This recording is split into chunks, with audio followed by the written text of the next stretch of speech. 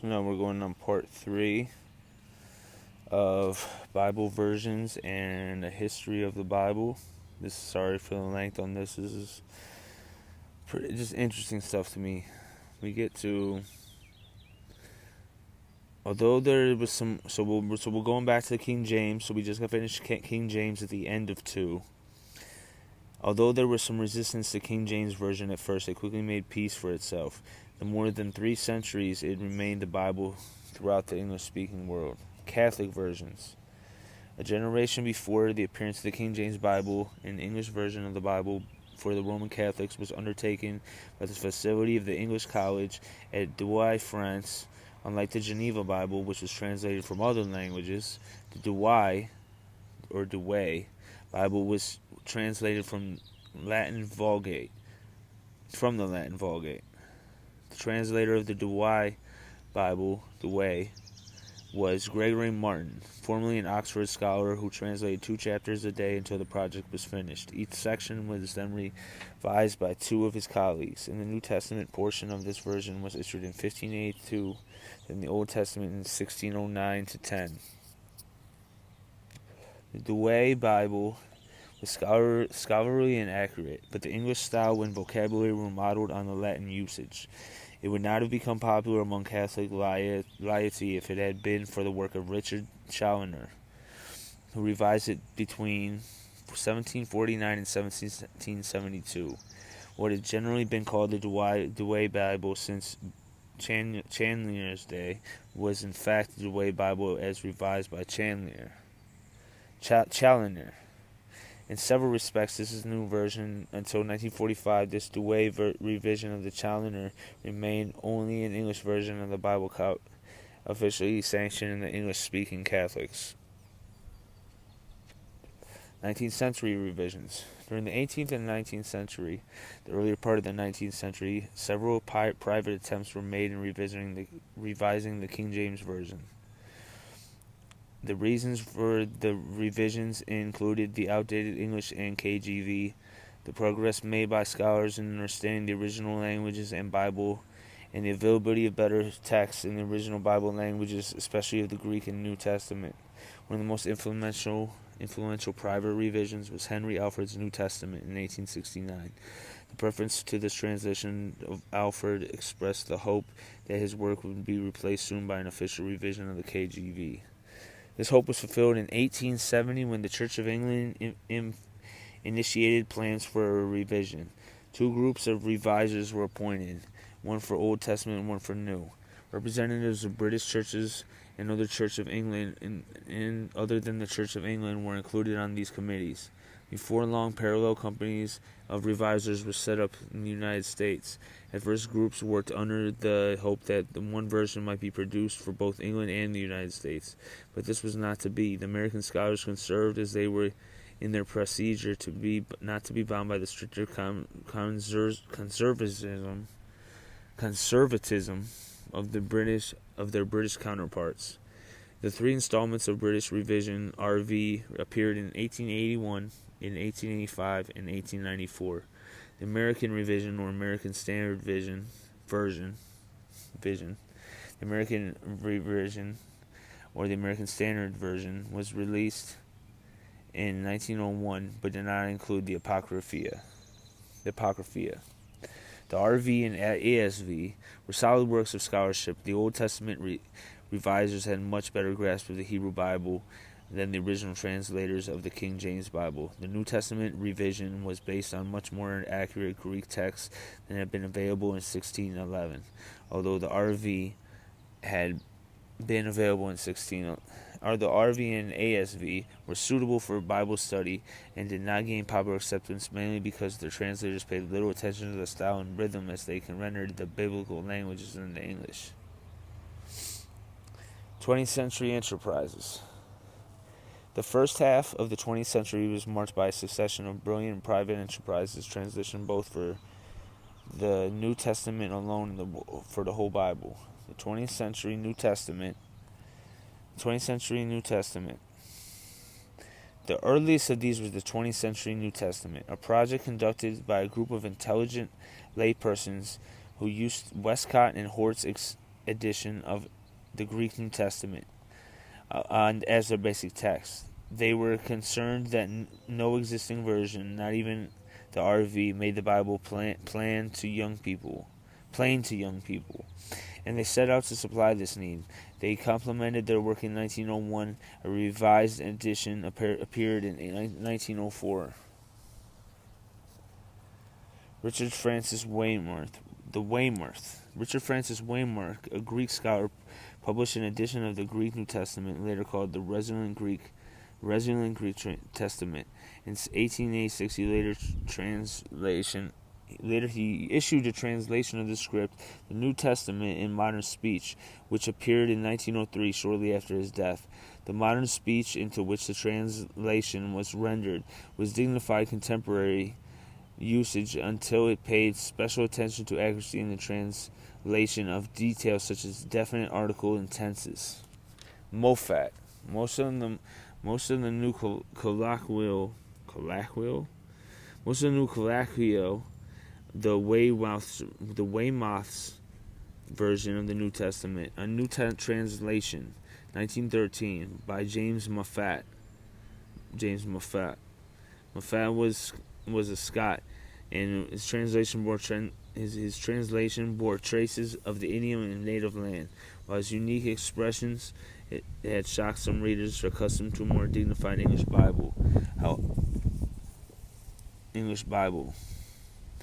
They brought home the meaning of the text with a greater clarity than ever before. In 1924, Moffat added the Old Testament, a new translation. In 1928, the whole work appeared in the one volume entitled The New Translation of the Bible. Great liberties were wording in order than was proper for a translation. Yet to this day, one of the best works to get a quick grasp of the general sense of the book of the Bible is to read it through in Moffat's translation. Then we go in, there's called Goodspeed. Edgar J. Goodspeed in the University of Chicago produced the New Testament in American translation in 1923. It was edited by James Powys Smith and 3 other scholars, issued in 1927. In 1938, Godspeed translation of the Apocrypha appeared. The Complete Bible, an American translation. Now we get to the Revised Standard Version. The Revised Standard Version is one of the last versions of the long line of English Bible translations that stemmed from William Tyndale. Although it is a North American production, has been widely accepted in the English-speaking world. The RSV was launched as a revision of the KJV, RV, and ASV, authorized by the International Council of Religious Education. So there's also New Catholic versions, but let's get to Knox, the Knox version, which I believe is a little popular. An English priest with exceptional literary gifts, he was commissioned by his superiors to undertake the New Bible translation.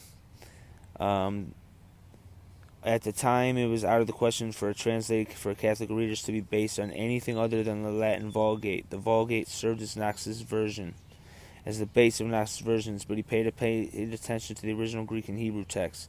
His New Testament appeared in 1945, followed by the Old Testament in 1949. Now here's one I have, the Jerusalem Bible. The Jerusalem Bible was originally a French translation of the Bible, sponsored by a Dominican facility in the École Biblique et Archéologique in Jerusalem. The Jerusalem Bible is a scholarly production with a high degree of literary skill. While it is the work of Catholic translators, it is non-sectarian. Readers of many religious traditions use the Jerusalem Bible. I like the pictures within it. It's very interesting. The New American Bible. The New American Bible, NAB, was launched by revision of the Douay Bible for American readers. The New Testament of this was translated and appeared in 1941. As the project progressed, the translators moved away from the Latin Vulgate as their text, basing it instead on the Greek and Hebrew text. That was radical, it says. I'm trying to get this done without question. The New English Bible When the copyright of the British Revised Version was about to expire in 1935, owners of the copyright of the Oxford and Cambridge University presses consulted scholars about the possibility of a revision to bring the translation up to date. The initiative of this enterprise was taken by the Church of Scotland in 1946, and it approached other British churches. The New Testament of the New English Bible was published in March 1961. The whole Bible, together with the Apocrypha, appeared in March 1970. In one respect, the New English Bible referred to the policy of translators of the King James Version, yet they went to Greek and English words. In one aspect, the New English Bible reverted to the policy and translators of the New King James Version. Sometimes they render the same Hebrew or Greek word with different English words. This means the student who cannot use the Hebrew or Greek text will be unable to use this version for detailed word study. Sometimes the NEB makes a useful distinction in its selection of words, as when church is reserved for the universal company of Christian believers and congregation is used for a local group of believers. But a useful distinction made by the RV, ASV, and RSV is sometimes obscured by the NEB. A good example is when the same word devil or devils is used by NEB for Satan, as well as the beings which should more correctly be called demons. Two different Greek words for these beings are used for the original text. There's no good reason why they should be called the same thing by the NEB. Paraphrases and simplified versions. Some translators have been able to bring out the meaning of the biblical text by using simplified or amplified vocabularies. Williams, Charles B. Williams, in the New Testament in the Language of the People in 1937, tried to express the more delicate shades in discerning the Greek tenses by using a fuller wording. Thus, the commandment of Ephesians 4:25, let everyone speak the truth with his neighbor, is expressed. You must, each of you, practice telling the truth to his neighbor. Weist, what Williams did for Greek tenses, Kenneth S. Weist did for parts of speech in his Spanish translation of the New Testament. Amplified Bible. In the Amplified Bible, a committee of 12 editors working for the Lockman Foundation of La Habra, California, incorporated alternate translations and additional words that would normally appear in margins or footnotes into their translation of the text. New Testament in Basic English. Basic English is a simplified form of the language created by C.K. Ogden, which attempts to communicate ideas with a simplified vocabulary of 850 words. In the 1930s, Ogden's Foundation tried this. Williams. Charles Kingsley Williams, who had experience in teaching students, produced the New Testament and New Translation in Plain English in 1952.